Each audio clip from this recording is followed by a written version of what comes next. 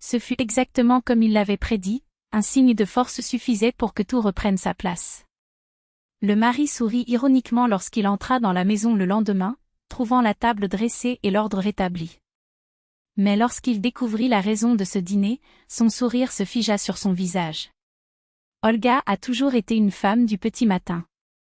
À cette époque, la maison respirait la tranquillité, le silence ne l'oppressait pas, mais organisait ses pensées comme des dossiers dans un dossier.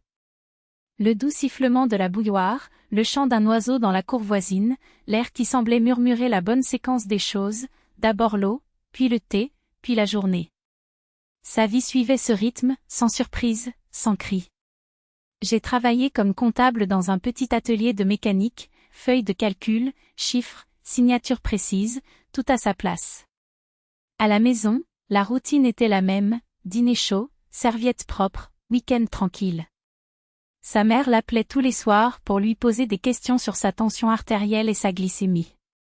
Il habitait à l'autre bout de la ville, marchait lentement, mais parlait de sa douleur avec un rire au coin de la bouche. « Ils ne m'attraperont pas de sitôt », a-t-il déclaré. Avec Sergueï, Olga a vécu une décennie. Au début, il semblait être l'homme idéal, il réparait les étagères, réparait les prises, l'accompagnait au marché avec des sacs et revenait avec des blagues. Il parlait avec fierté de son travail tantôt comme stocker, tantôt dans des brigades de montage, tantôt en attendant une promotion au poste de maître de production. Les premières années ont été une attente constante pour ce « presque », mais Olga n'était pas pressée. L'important c'est d'être ensemble, se répétait-elle en rangeant les serviettes pliées dans le placard. Mais petit à petit, Sergueï a commencé à changer. Rien de scandaleux, juste des détails, aujourd'hui la serviette était de travers, demain la soupe était trop salée, puis le silence était interprété comme une désobéissance. Olga a d'abord répondu calmement, puis est devenue silencieuse. Elle n'aimait pas les discussions, dans lesquelles l'essentiel était toujours perdu, et elle voulait juste préserver la paix dans ses quatre coins. Dans l'atelier, il comptait l'argent des autres, à la maison, il a économisé ses propres forces. Jusqu'à cette nuit qui ne serait pas marquée par les détails, mais par la sensation d'un vent glacial passant rapidement. La journée avait déjà été tendue, Sergueï était parti tôt, nerveux, promettant des « conversations importantes » au travail. Il est rentré tard, sentant la bière bon marché et le ressentiment. Il s'assit à table, poussa une chaise avec son pied et regarda Olga comme si elle était une étrangère. « Combien de temps vais-je être gêné ?» demanda-t-il d'une voix brouillée. « Dehors, je suis traité comme un garçon, ici, comme un soldat dans une caserne. Tu sais me parler. » Son ton était aigu, mais Olga, lui tournant le dos, remuant une casserole sur le feu, répondit fermement, « Je ne pense pas que tu sois naïf. Je te demande juste de ne pas crier. Nous sommes mariés. » Le mot, « s'il vous plaît », a été l'étincelle. Il se releva brusquement, la chaise grinçant. Olga recula, ses doigts touchant le bord de la table comme pour chercher un point d'appui. La suite fut rapide, un geste brusque, sa main essayant de se protéger, la vaisselle se brisant sur le sol. Il se retira dans le salon, emportant avec lui la bouteille à moitié vide. Olga n'a pas pleuré. Il s'assit sur le bord du lit, pressa quelque chose de froid contre son visage et prit une profonde inspiration. Je savais que la nuit, les mots faisaient plus mal, que le silence était la meilleure armure et que le matin, il serait temps d'agir. Le lendemain commença tôt. Olga a sorti un bloc-notes et un stylo du placard, s'est lavé le visage à l'eau froide et s'est regardée dans le miroir. Les yeux étaient clairs. C'était bien. Il a noté 3 éléments, centre de santé, avocat, documents. En chemin, il a appelé son patron et lui a demandé un jour de congé. Il comprit au ton qu'il valait mieux ne pas demander. Au centre de santé, tout était mécanique, accueil, mot de passe, consultation. Le médecin l'examina attentivement, lui releva le menton et lui posa des questions directes. Olga a répondu de la même manière. Le professionnel rédige un rapport, l'imprime, joint le rapport d'examen et dit, avec le même naturel qu'un prescripteur de médicaments contre la grippe, vous avez tout fait correctement. Gardez des copies. Si vous en avez besoin, revenez. Il est reparti avec les papiers dans son sac et un poids de moins sur les épaules. Puis il s'est rendu au bureau d'un avocat qu'il connaissait, pas un ami, juste un professionnel qui avait déjà aidé l'atelier de réparation avec un bail. Cheveux courts, peignés avec précision, look direct. Olga est objective, j'ai besoin de savoir comment procéder dans le respect de la loi, sans faire de bruit. Je ne veux pas de vengeance. Je veux qu'il reste à l'écart. L'avocat a écouté et a dressé un plan simple sur la table. D'abord, un rapport de police succinct, auquel était joint le rapport médical. Deuxièmement, si la décision est de se séparer, demander immédiatement le divorce. Troisièmement, une demande de mesures de protection afin qu'il ne s'approche pas de lui ou ne le menace pas. Quatrièmement, le partage des actifs viendrait plus tard désormais. La priorité était la sécurité et la documentation. J'ai peur, a admis Olga, pas pour moi, mais pour ce qu'il pourrait faire. La peur est normale, a répondu l'avocat. Mais vous avez maintenant quelque chose de concret, le papier signé est un bouclier. Et vous avez des témoins. La voisine du deuxième étage, Madame Waya Petrovna, qui habite dans les escaliers. Elle voit tout. Prenons son témoignage. Et en plus, ne faites pas de mouvements brusques. Plus vous êtes calme, plus vos documents seront solides. Olga hocha la tête. J'ai aimé suivre des étapes définies. Moins de marge d'erreur.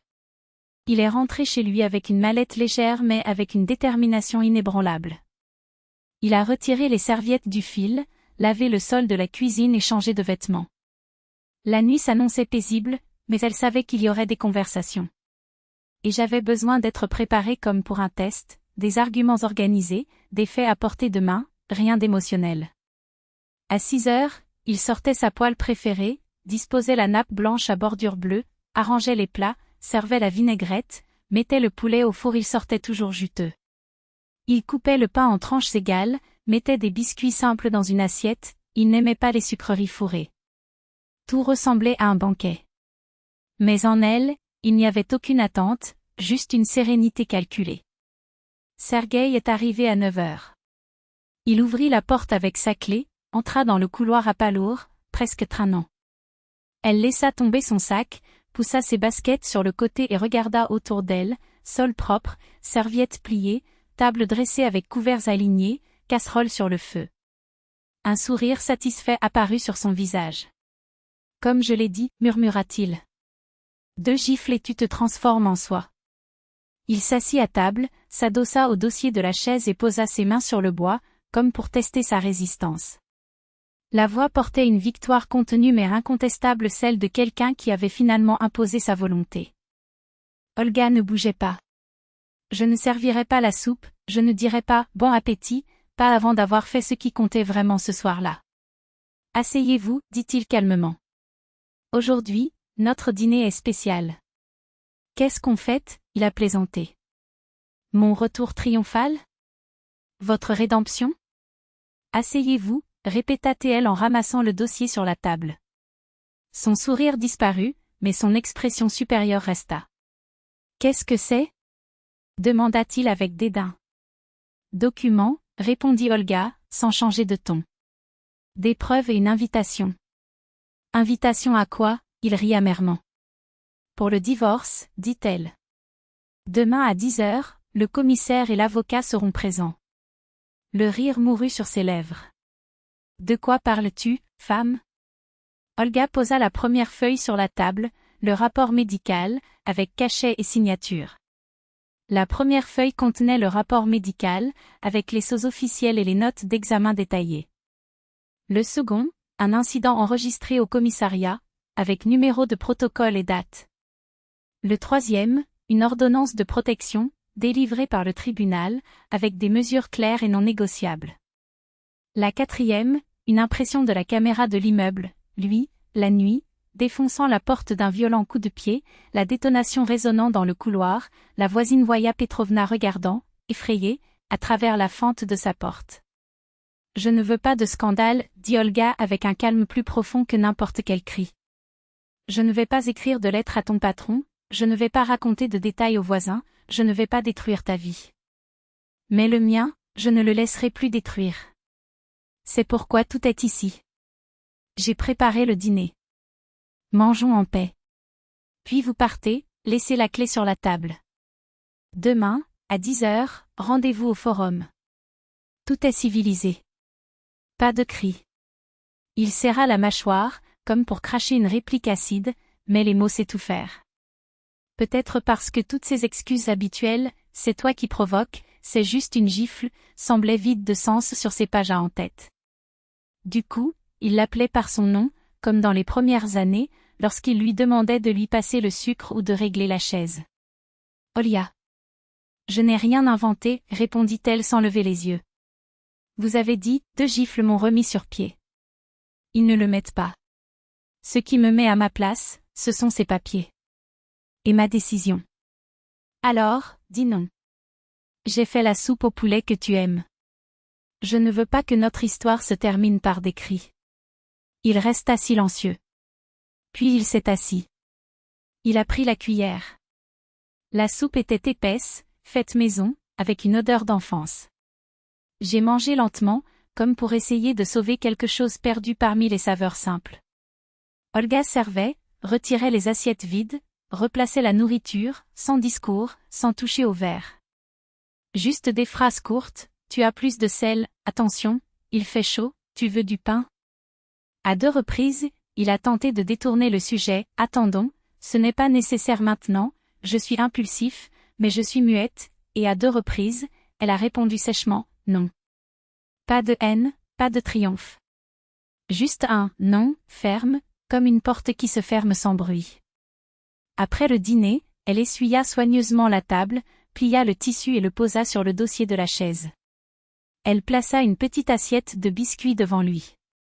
À demain, dit-il, comme pour confirmer un engagement. Il hocha la tête. Puis, tout à coup, les mots jaillirent. Olia, j'essaie. Je peux le faire. Je trouverai un travail décent, tu sais que je sais comment le faire. J'ai juste perdu le contrôle. C'est la vie, c'est le stress. Cela n'a pas de sens de tout arrêter d'un coup. Nous ne finissons pas tout d'un coup, répondit-elle doucement. Nous le faisons par étapes. Demain, le divorce. Puis le partage. Je vous laisse la voiture et une partie des meubles. Je n'ai pas besoin de grand-chose, mais je ne vais plus vivre avec toi. Si vous pensez que ce n'est pas votre faute, c'est votre vérité. Le mien, il a touché le dossier, est ici. Et là, il a mis sa main sur sa poitrine. Sergueï se tut. Il sortit un jeu de clés de sa poche, en déverrouilla une et le posa sur la table, à côté des documents. Je pars maintenant, marmonna-t-il, comme s'il se parlait à lui-même. Pas de discussion. Merci, dit Olga. Il enfila son manteau avec des mouvements lents, comme s'il ne savait pas quoi faire de ses mains. À la porte, il se tourna une dernière fois vers la cuisine, où persistait encore l'odeur du dîner. Son regard était lourd, comme celui d'un homme qui vient de se reconnaître et n'aime pas ce qu'il voit. Il s'est éteint. La porte se ferma sans un bruit. Olga ferma la serrure, garda la clé à côté de la mallette et inspira profondément. Le silence dans la maison était différent désormais. Pas ce vide d'après-tempête, mais le calme qui précède un nouveau départ. Il lava les tasses, rangea les assiettes, transféra le reste de la soupe dans une marmite. Il éteignit la lumière de la cuisine et s'assit sur le bord du canapé. Il n'a pas pleuré. Il n'a pas souri. Il se contenta de respirer, lentement et régulièrement, tandis que la nuit tombait sur ses vieilles habitudes. Le matin, il se réveillait au réveil, comme toujours. Douche, café, chemisier propre, serviette dans votre sac. Il est arrivé tôt au forum comme il l'a fait pour tout dans la vie. Mieux vaut attendre dans le silence du couloir que se laisser surprendre. L'avocat est arrivé le premier et l'a salué d'un signe de la main. Ensuite, le député, sans question à ses yeux. Sergueï est apparu ponctuellement à 10h, pâle, retenu. Personne ne l'accompagnait. Ils échangèrent un regard lointain, comme 2 inconnus se croisant dans une gare un jour de pluie. Il n'y avait pas de colère. Juste des chemins qui bifurquaient. Le juge a parlé clairement, sans détour. Olga a répondu avec précision. Il a parfois tenté de détourner le sujet, la famille, c'est sacré, elle m'a poussé à bout, mais le juge est revenu sur les documents. Les journaux parlèrent sans émotion, et c'est à eux que le tribunal entendit. Une fois le travail terminé, Olga ne ressentit aucun soulagement. Cela viendrait plus tard, sournoisement, comme une racine qui brise l'asphalte. Oui, il sentait quelque chose de solide en lui, sous sa peau, une colonne vertébrale qui ne se cassait plus. Dehors, il respire l'air frais et appelle sa mère. « Très bien, dit-il. J'y vais. J'apporte de la soupe. »« Viens, ma fille, » répondit la mère. Nous parlons. Les jours suivants étaient normaux. Olga a déménagé certaines de ses affaires dans un petit appartement d'une chambre que sa mère avait loué des années auparavant, en cas d'urgence, et y avait inscrit son nom.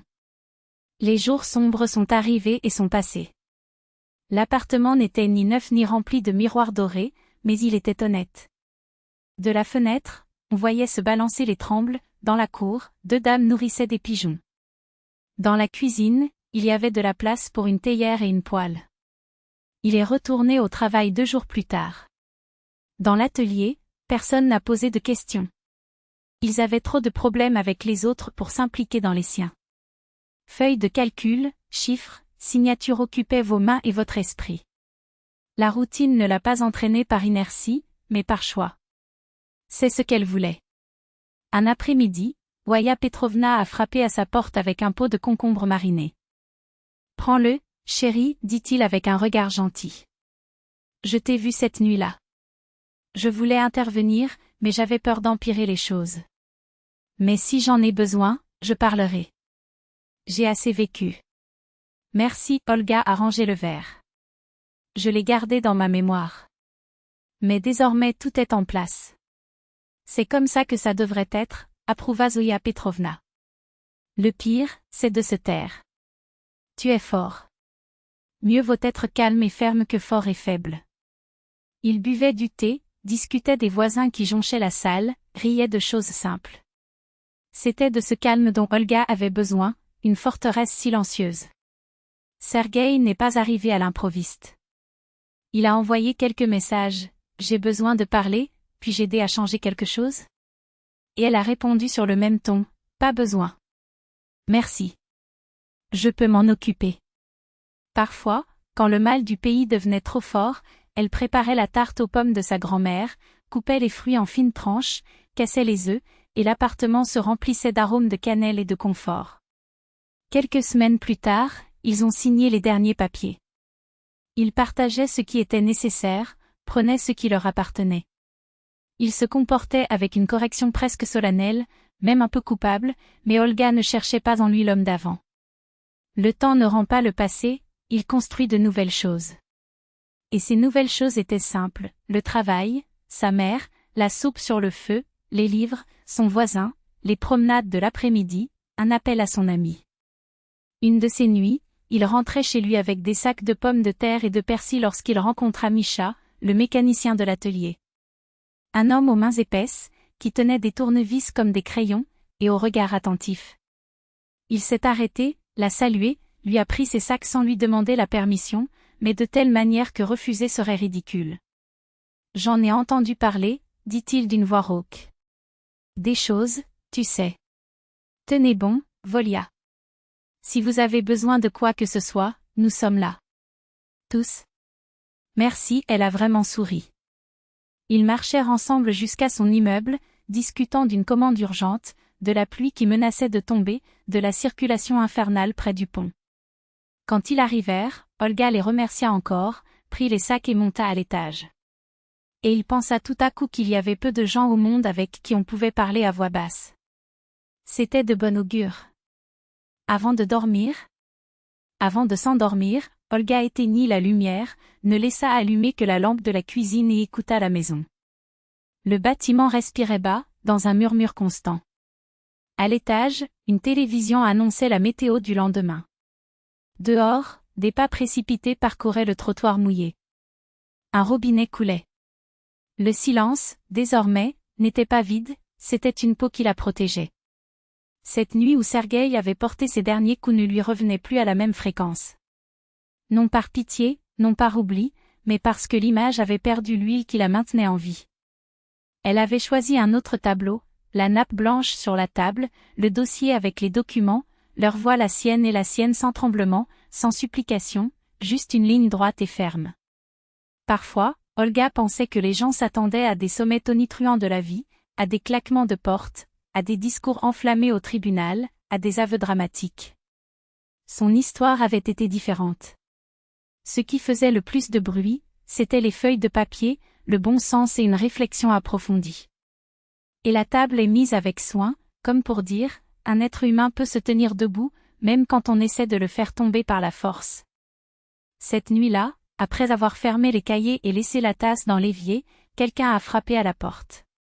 2 coups légers et hésitants, comme quelqu'un qui ne sait pas s'il y a quelqu'un à la maison.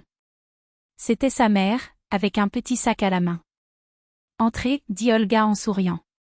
J'allais justement t'appeler.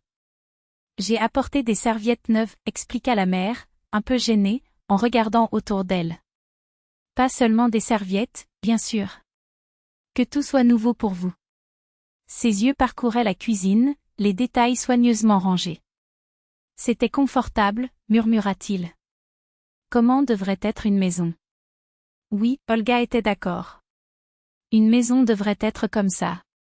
Ils restèrent tous les deux à table, buvant une tisane, pendant que leur mère parlait des plans de concombre du voisin, de la réparation du totem à mots de passe de la clinique, du commis de boulangerie qui avait enfin commencé à sourire.